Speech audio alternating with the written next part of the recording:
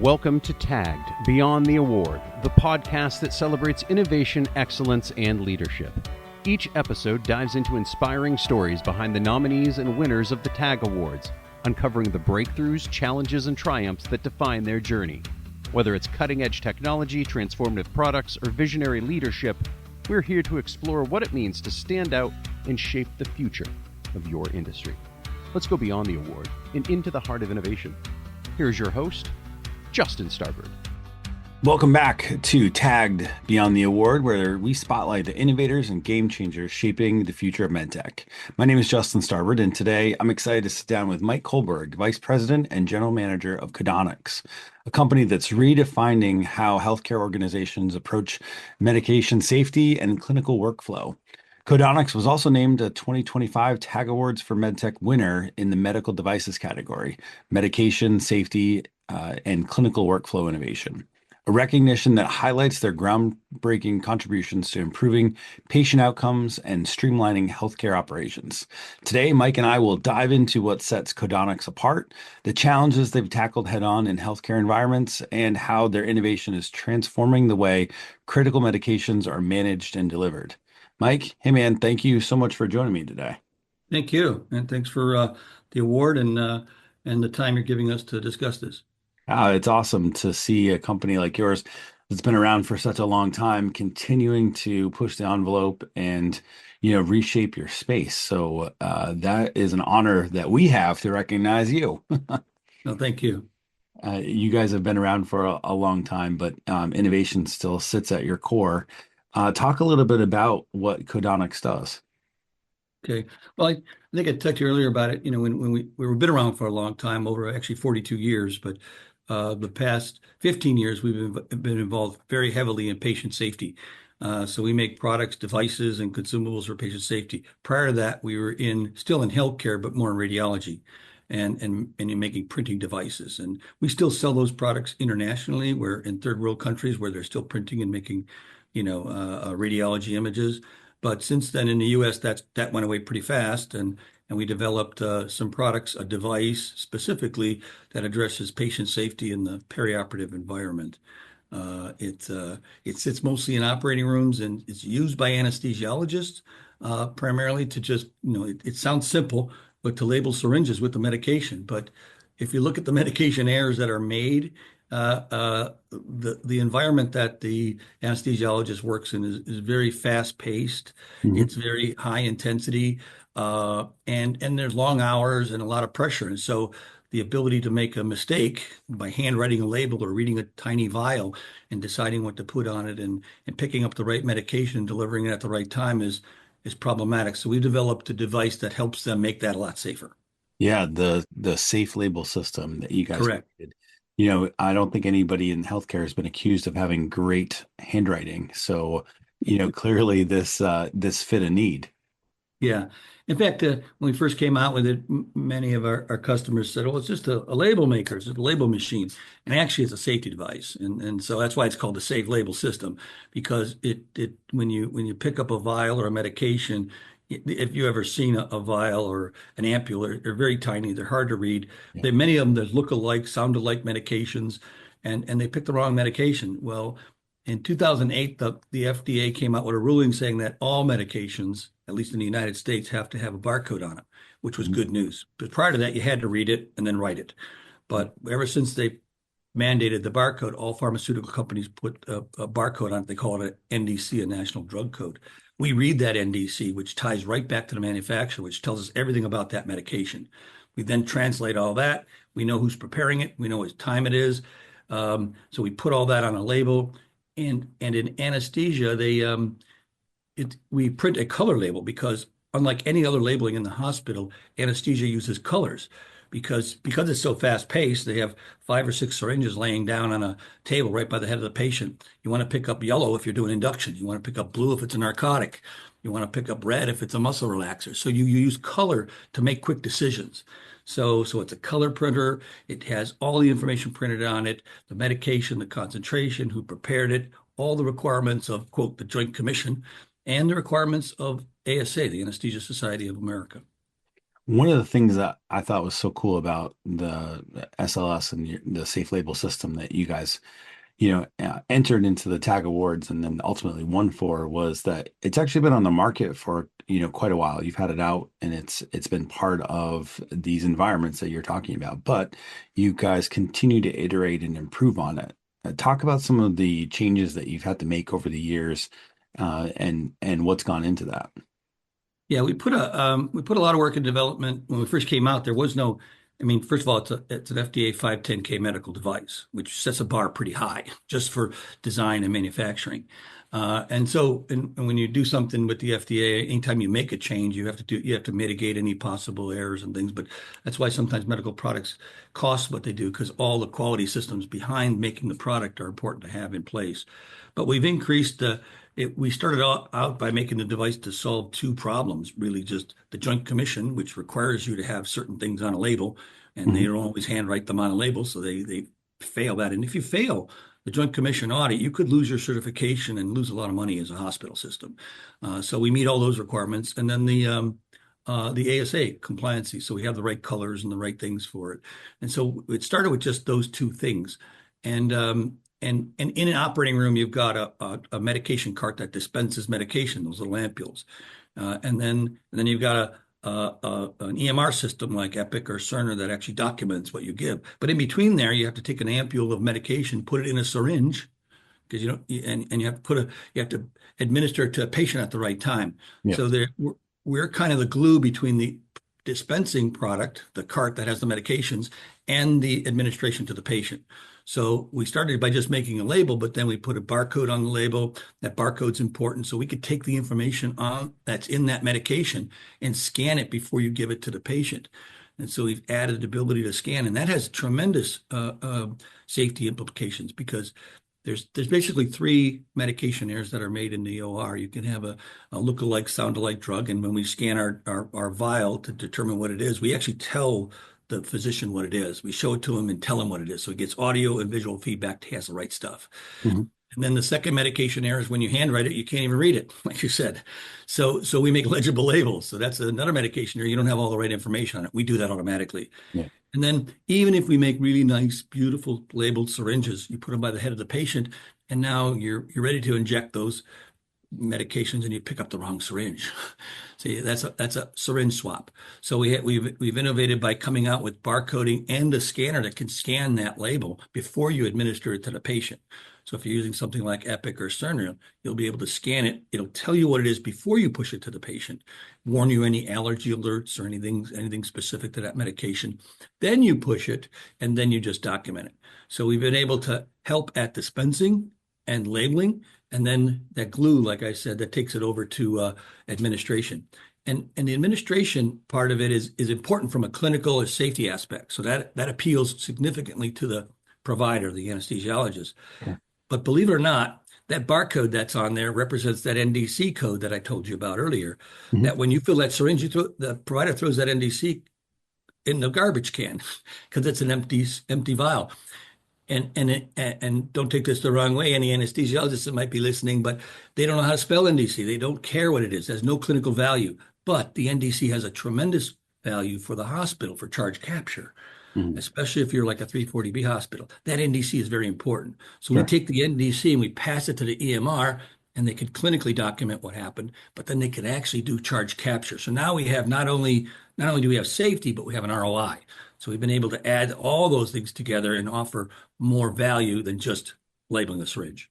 Absolutely. It's so exciting to hear the passion in your voice. And, I know you've worked hard to shape the company over the last, few decades. We won't talk about how long, but you've, you've Yeah, we been, won't talk about.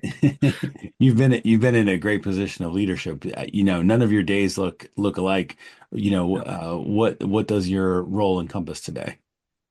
Well, today I'm vice president and general manager, so I oversee a lot of different things, mostly now sales and marketing specifically for this. So like I told you last week, I was at a AAA hospital. I personally, I like to go in the field and get my hands dirty, because I think it's important for any company to be in touch with their customer. I mean, with the customer, not anybody in between or any distributor, but the person actually using the product. And in Yeah. our case, that involves pharmacy and anesthesia, because pharmacy has the medications, they're responsible for delivering the medications, and the anesthesia is responsible for taking those medications and administering to the patient. But they all have different needs. They all have different wants.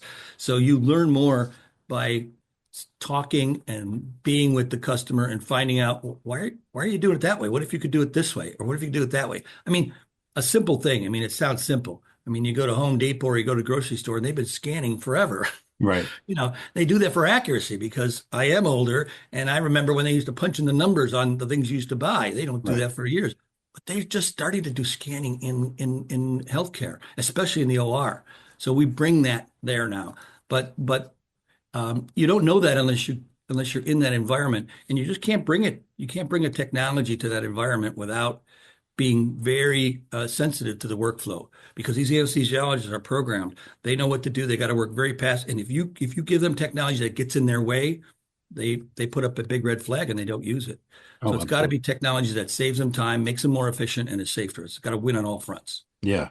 Thinking about that feedback loop that you've created, how does that help drive innovation for Codonics? Well, it does it because of that exact reason. I try to look at it as customers don't know. Customers don't know what they don't know. It sounds like a cliche, but you might be sitting there in what you're doing and you would wish you had something that could make your job easier. I may have something that could make your job easier, but you don't know to even ask me for it because you don't think it's possible. Right. So by talking to customers and saying, tell me, what are you doing? Show me what you're doing. Show me how you're doing it today. Where are your bottlenecks? Where are your things that can make your life easier and safer? And they open up. And when they open up and I say, well, we could do this. You can? I didn't know that. So again, you learn about those things by talking to your customer and learning from those things. And then bringing them back and bringing them to engineering. And in healthcare, I know one of your questions talked about, unlike the consumer market, the consumer market is you make millions of something and you get a phone today and you get the next version next year. Every year you're getting a new phone or a new technology or a new TV or a new car or whatever. So in the consumer market, the turnover is much, much higher and the volume is much, much higher. Whereas in the medical market, it's not that way at all. It's typically a 5-year plus turnover because they like to capitalize. Equipment costs more. They don't want change. They want it to stay the same because once they get dialed in, they want to continue to use it that way. They do look for innovation though, so you have to bring innovation in quietly, peacefully, and non-intrusive. So you bring it to them, then you ask them. We spend time with them in the field, and then we have luminaries. We have hospitals that really spend a lot of time with us to help solve problems. And we take those problems and then bring them back to engineering and solve them. I'll give you one instance when the COVID, we make a label machine specifically in the OR for labeling medications, narcotics, and whatnot to give. But when COVID hit in December, there were actually 4 hospitals in the country that were given the Pfizer first medications of Pfizer vaccine. One of them was Texas Children's, a very good customer of ours.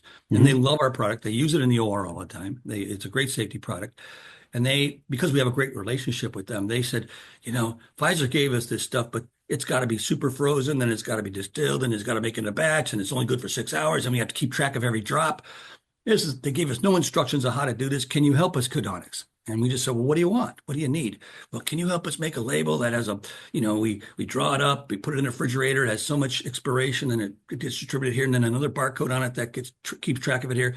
So we were able to listen to the customer and make some quick modifications to a product, and within weeks, we gave them something that they use, and now they've shared it because they like to share their technology, things that they develop with other hospitals.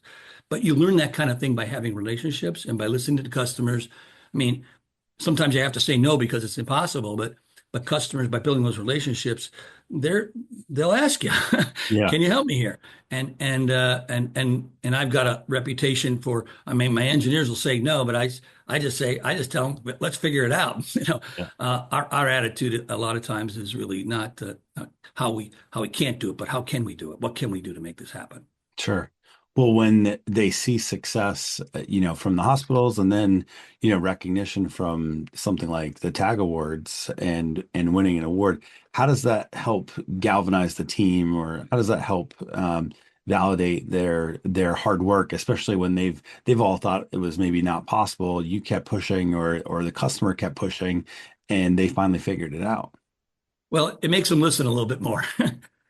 They understand, wow, so we did all this and look, we got an award for it. Okay. Someone recognized our, because you get all the quote worker bees behind the scenes that are working, making this happen. And we share all that with everyone. And we share it with the company. Whenever we get an award, we tell them what it is and why it is. We even share with them when there's a story about somebody will share with us, your product helped save this life. We share it with the whole company because I think everybody, and I think they take pride in what they do then, because if they know that they're helping save lives, it gives them more something to work for.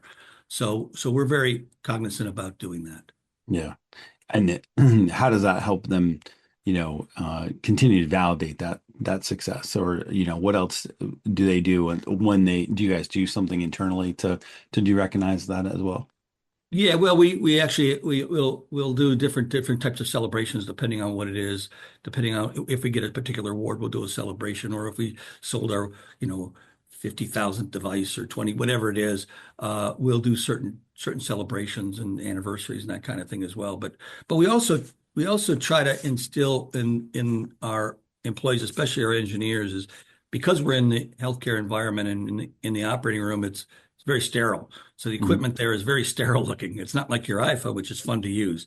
So we have a motto it's not a quality system. It's a big motto. That's a big poster we put in all the engineering rooms and said that we got to make a reliable product. It's got to be great. It's got to be high performance. It's got to meet all the requirements. But at the end of the day, it's got to be fun to use, because if it's fun to use, then people are attracted to it. It's like your iPhone. Well, I like doing this. This is cool. This is easy, Yeah. instead of this sterile thing I got to work with. So the more fun it is to use, what happens is we've seen that customers will come back to you and say, well, what's next? Oh, that was cool. What's the next thing you're coming out? Because that's going to be fun to use too. So, that's kind of a motto we instill in our engineers.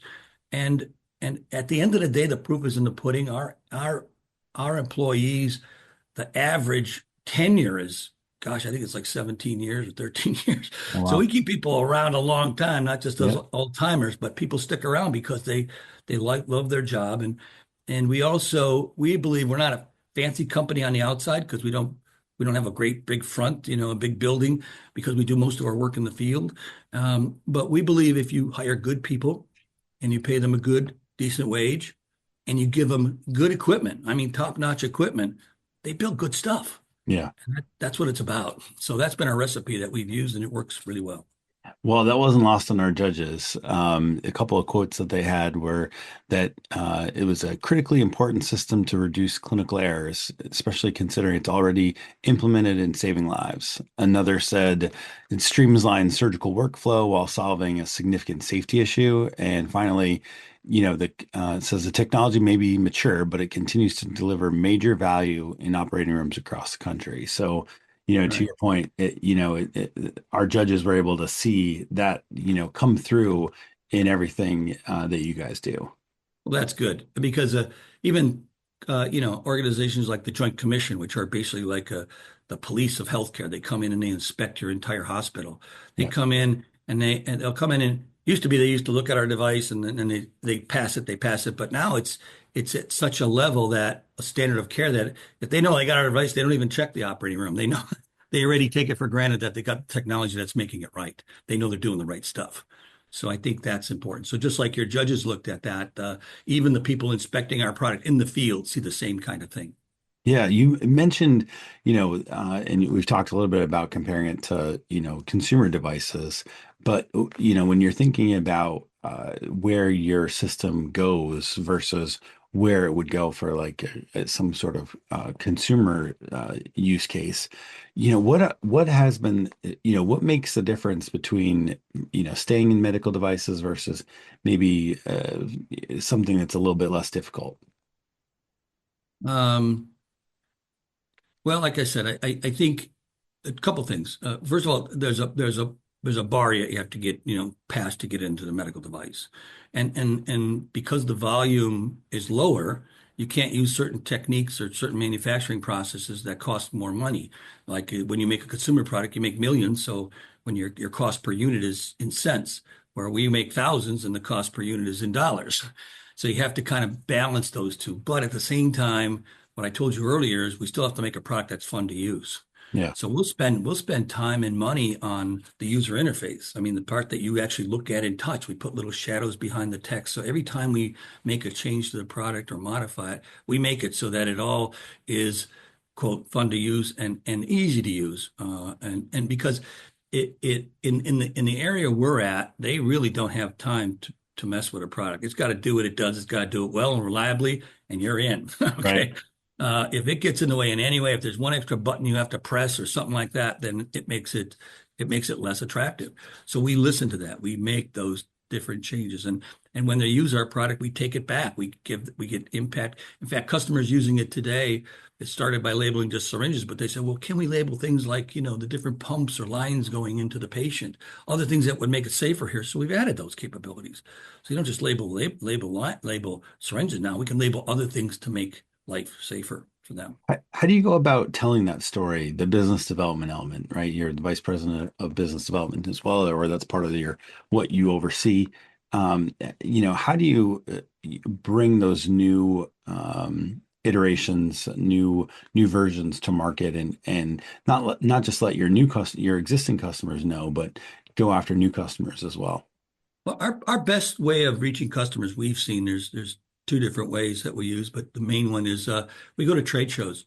But in our case, there's two specific trade shows we appeal to. Pharmacy usually buys our product, but they don't use it. Anesthesia uses it because the anesthesiologists aren't going to give you a purchase order. They're usually 80% of them are contracted. But pharmacy is not going to buy something that anesthesia is not going to use. So you've got to appeal to both of them. So you've got to get anesthesia wanting it, asking for pharmacy to buy it for them. And then you got to get those two factions to talk Yeah. and solve a problem. So we do a lot of that at pharmacy trade shows and anesthesia trade shows, but there's a different appeal to them. In an anesthesia show, we're appealing to their workflow. And in pharmacy, we're appealing to their workflow. Like I said earlier, in pharmacy, there's a different sale process. It's, how can we save you money? Medications are probably one of the most expensive cost centers that a hospital has. So if we could save a little bit of money, not even a little bit. I mean, we have studies where by scanning those barcodes, we could save thousands of dollars per month per OR. Yeah. So they'll listen. Okay. Now, granted, anesthesia isn't as it's important to them to save money to the hospital, but they're about safety and workflow and patient throughput and those types of things. So we put features in it for them. So at the different shows, we'll give different presentations and different talks to different people. And then we go to a lot of the national shows, so we get a broad audience. But the regional shows are really important to us. Pharmacy, for example, more importantly than anesthesia. Each state has its own pharmaceutical regional show. So Texas has theirs, and Florida and Georgia and California. So we go to these regional shows, and at these shows, you build relationships because you meet these people and you give them what they deliver. You deliver what you say you're going to deliver, and you get a loyalty. So they come to you and they ask you, and they count on you. They say, what do you got? What can you do for it? So they keep coming back, and you know these people. They know you by name, you know them by name, and word spreads. And so we do a lot of it through trade shows. There's one trade show we really like to use a lot, and that's a kind of a reverse trade show where they bring in pharmacists and you get to talk to them in like speed dating. So we could see pharmacy directors 5 minutes a piece, and at least because they don't have time for smaller companies or smaller things. Right. But so we use those types of venues selectively more than we do advertising, and that type of marketing doesn't really work as well for us. We do some online marketing through Google and LinkedIn and those sorts of things. But our biggest bang for the buck has come with in face-to-face. And at some of these shows, remember, at a pharmaceutical show, we'll be the only company there with a piece of equipment. Everybody else is selling pharmaceuticals. Yeah. So people are naturally attracted to our booth and say, show me something besides another pill or another drug. And we have moving parts and things that we can hand out. So it's we get people attracted to our booth pretty easily. And now we just did a trade show with one of our customers at Texas Children's, a think tank, and we introduced a new version of our product that actually will have the ability to be upgraded to RFID. And everybody's looking for RFID because barcodes can only do so much, but RFID can do a lot more. And so I've got an introduction for you to make after this call then. because RFID, pharmaceutical companies are battling right now. They're doing RFID for inventory control, which is the same reason, Walmart and all these other companies are doing it. But in healthcare, it has a lot more implications, both UHF, because when you're doing inventory control, you want to read many things at one time. Okay. But But when you actually take one of those many things and you give it to this one patient, you want to read few things, only one thing. So you go from UHF to HF or NFC. So you go to a different RFID technology. So you have to intermingle these technologies where needed. But there are tremendous applications to make things a lot safer and better and for track and trace that we're involved in and we're excited about. Yeah, there's a huge opportunity in that space right now. We do a lot in MedTech, and of course, with the awards and being exposed to all these different things, it's been really exciting. Well, let me ask you this: what are you looking forward to? I mean, you guys, continue to be at the forefront of innovation for the safe label system and and other technology. What's next for you? What are some milestones that you're looking forward to? Well, as an overriding goal, if you go to 3,000 feet to 10,000 feet, we're involved in this space of pharmacy and anesthesia, the perioperative. Pharmacy controls the floor and all that, and we understand that, but we're trying to be mostly involved in the perioperative and operating room and a little bit on the floors where medications are being administered. And so our vision is, what other problems can we solve? We're going to be actually this next weekend, we're going to be at ASHP, and we have a mock-up of a product that solves another problem in the OR. I mean, we have the product that solves the medication labeling problem and the value proposition, like I said, where we integrate into the EMR.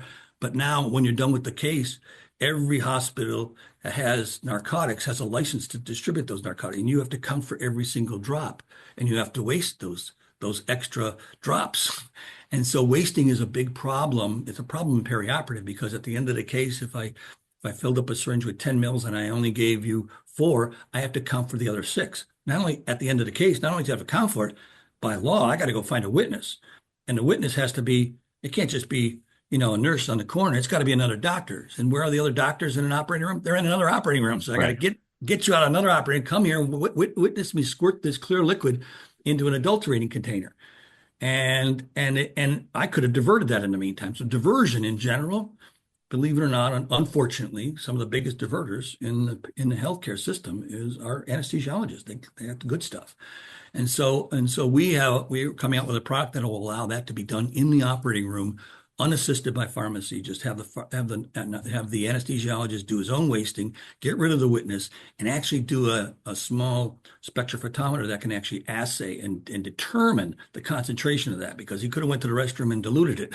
So we're looking at solving that other problem, which again is a big problem for anesthesiologists. The more problems we solve for them, the more they look at us as a company that provides these types of solutions. So we may not be a company that's known in the medical world in a hospital, in the world in general. But when you go to a hospital and you mention Codonics, they know where we're at. They mention the Codonics here in this environment. Yeah, we use Codonics here. We use Codonics there. Go to a car dealership and they can't even pronounce it, but that's okay. that's our niche is fine as long as there's many hospitals and there's many needs, and we listen to customers diligently, listen, not talk. We listen and then try to help solve their problems. And it's really good by building those relationships, which are really important. It takes time to do that. You not only get the loyalty, but we get people call us up and say, Mike, what can you do here? Can we solve that? They look at you now because you helped solve a problem. What else? What other problem can you help? Can you help me with this?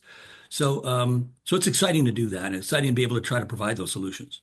That's awesome. Well, I really appreciate you, sharing your insights, your feedback, with our listeners to talk more about your story and all that is going on in that environment. It's pretty exciting. Yeah. Well, thank you. I'm going to leave you with one, two anecdotes. Okay. One of them is real. We have a partnership with Beck and Dickinson, so I go to San Diego a lot. That's where their headquarters is. Yeah. And you have a nice travel schedule. I'm in Maine. We don't have that. Yeah, well, we Hawaii, travel around. That's Hawaii good last week. San Diego next week. Yeah, that's good. It gets old though, believe me. Anyway, we were at a hospital down there, Sharp Grossmont, and we did an install about 6-7 years ago. And we installed our product, and I like to go to the go lives because that's when the anesthesiologists first use your product. And we put the product in there and we stick around for 4 or 5 days till everybody gets used to using it. And I remember an old timer coming down, and don't get me wrong, I like old timers. I'm an old timer. But he came down the hallway and he goes, I don't need no technology. I know what I'm doing. I label my syringes. I'm safe, you know. And so he was, okay. I said, well, just try it. You know, it's here. They bought it. Please give it a try. And then, you know, so I'd go down to San Diego a year later. And I thought, well, I'm going to stop by this particular account and do a kind of a health checkup. You know, I'm going to Sure. stop in and see how are things going. So I met with some anesthesiologists and especially some residents. They say, oh, this thing's the greatest thing since sliced bread. I love it. We use it all the time. And then I was walking down the hallway and this old timer comes and taps my shoulder and says, hey, I got to tell you, okay, I was a little skeptical, but I have to admit this thing caught 3 medication errors last year for me. And that's what I come to work for, because those are 3 things that probably could have caused a potential adverse event. So Yeah. that's important to have that. And then I'm just going to leave you with a joke that an anesthesiologist gave me. I tell this to everybody. So I went to actually it was Mayo Clinic, and I talked to the anesthesiologist, and we're talking about our product, and oh, he's so excited about it. He's walking me to the elevator, and he goes, "Let me tell you a joke. So, how many anesthesiologists does it take to change a light bulb?" Oh, man. And then he says, "Who said anything about change?" That's the problem. They don't change. Right. They don't change. So of the cloud above all this is your technology has to work and make it better, but it's got to be acceptable to be changed. And that's a hard thing to quantify that. It's very difficult. But anyway, That's not just in that space, man. It is MedTech in general.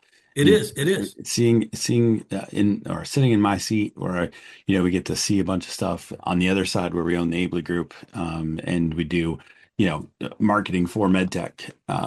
You see a ton of that. Here we are trying to tell stories and help with scale and growth. And if there's no acceptance for change, it makes it really difficult. It is, and change is a cultural thing. They're used to doing things their way, and they've been getting by, and but at the end of the day, if you really sit down with them and you talk with them, and they've all made a medication error that's not reported in the past, and because they're very professional and they know their stuff, they can identify when they make a medication error, and they can give an anti-medication to I increase the blood pressure, I can lower it now with another drug, so they can counteract it and save your life. Okay, so you're happy for that, but there was a medication error there, so they all make these errors, and they all know that this can be done, and that's why I think they like using our product, because it doesn't get in their way, it makes their life safer, and it's a technology that helps them. So that's cool. Anyway. Well, and that was evident and clear to our judges as well, which is, what led to the success in the TAG Awards for MedTech 2025. So again, Mike, congratulations.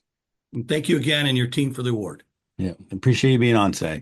On behalf of my guest today, Mike Kolberg, VP and General Manager of Codonics, you've been listening to Tagged Beyond the Award. Until next time. On behalf of our guest today and host Justin Starbird, thank you for listening to Tagged Beyond the Award.